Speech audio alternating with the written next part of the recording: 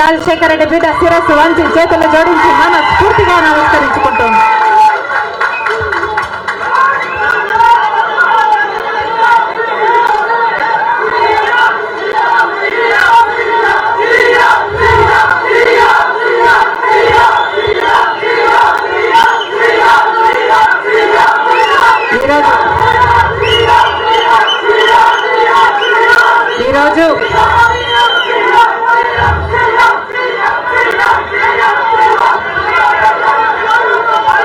ఈరోజు ఒక్కసారి మీకు తెలియని విషయం కాదు, మీడియాకు తెలియని విషయం కాదు, ప్రజలకు తెలియని విషయం కాదు.